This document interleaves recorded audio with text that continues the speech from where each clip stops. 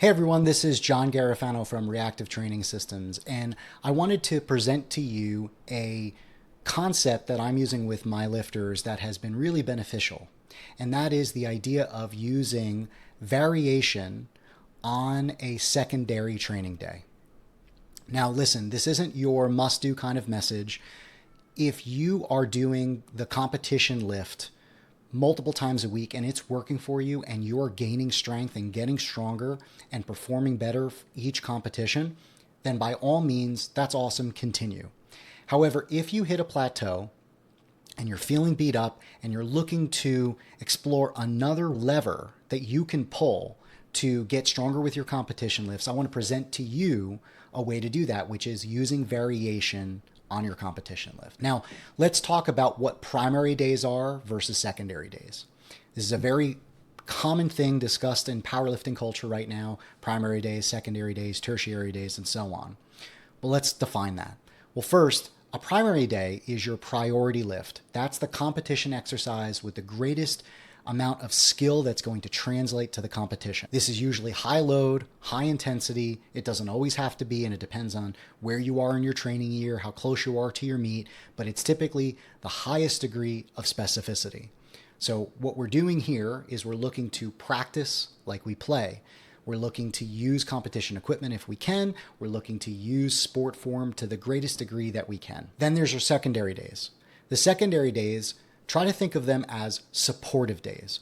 Those are days where we're trying to look for something that builds our competition lift up, something that helps to improve skill, but also has a lower fatigue component so that we can come back in to our primary days feeling somewhat recovered. Now, there's a lot of gradation here. Some athletes need another high intensity exposure on their secondary day, and that's totally fine. Some athletes need to make sure that that secondary day is just heavy enough, but isn't so high RPE or has lots of volume. The thing is, you have to figure out what you need and give you that exposure on that secondary day so that you are ready for your primary day. Now, keep in mind, the primary day, that is supposed to be your big performance day. That's where you have top sets, heavy RPEs, you have a competition focus. The secondary days aren't just a clone of the primary. We're looking to do something different. Here's why you should consider variation. The potential benefits of variation are it allows you to distribute volume. If all of your squat work is done on your competition day, you may have a recovery impact that could potentially limit you from practicing the competition lift later in the week. So by distributing your volume to secondary days, you can get skill practice in on your primary day and on your secondary day. The other benefit that a secondary day gives you is targeting your weak points. Let's say you're struggling on the bottom range of motion on your bench press. You're having trouble with the pause. You find that your chest is collapsing a little bit. Well, you can use a pause or pin variation that specifically targets your weakness to try to get it better. And the secondary day can help you to work on that specific range of motion and that specific part of your lift. The other potential benefit to variation is the amount of stress that you're getting, and specifically the joint stress. If you use a different bar or if you use a different grip, it can sometimes relieve and take pressure off of certain joints that can become painful because of overuse. So a good example of that would be low bar versus high bar. I often in my own training vary up the competition lift with a 2-count pause low bar variation, but then immediately move over to high bar. Why?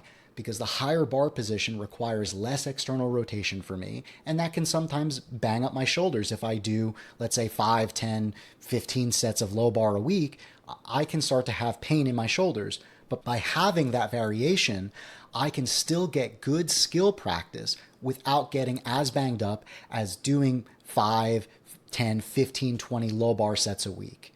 So by using things like high bar or SSB and those type of squat variations, I can get the volume, I can get the skill practice without as much of the negative consequence and getting beat up. And the fourth thing that can be a benefit to variation is skill reinforcement. Taking small changes like bar position, where you're pausing in the range of motion, and tempo can reinforce specific positions that you need to get better at. It can also keep you mentally engaged, give you another challenge that's not just, oh, I have another set to do of comp squat. It gives you another place to focus on motor learning. So again, the 4 benefits of variation are distributing volume, targeting your weak points, managing the stress, and specifically for your joints, and skill reinforcement. So let's talk about what variation could look like.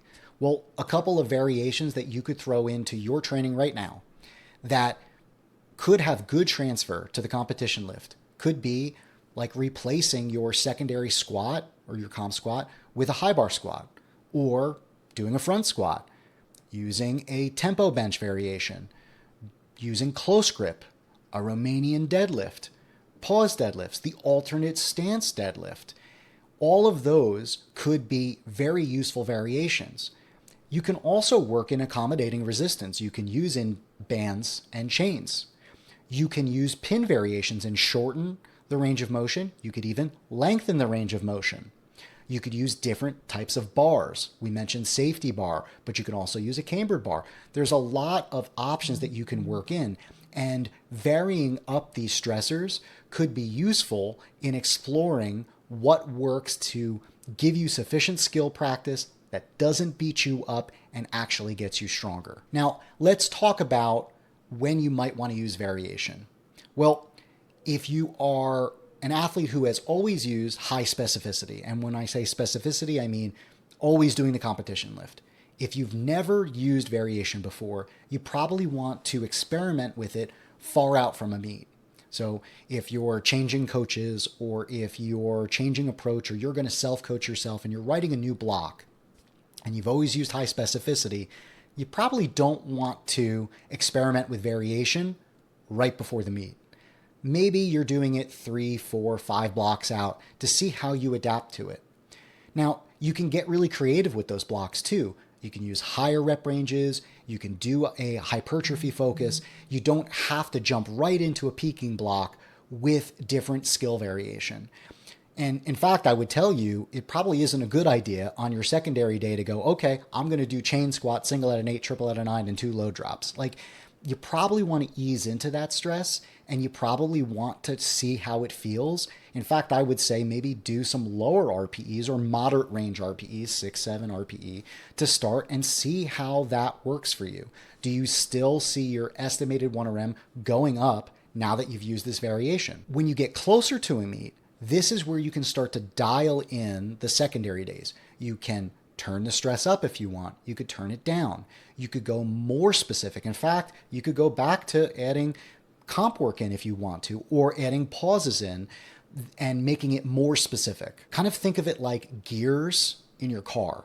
You don't always need to back off. You might just need to shift how you're applying the force. So to recap, variation on your secondary days can be a great way to institute a new stressor, keep you mentally engaged, give you an opportunity to break away from the competition lift.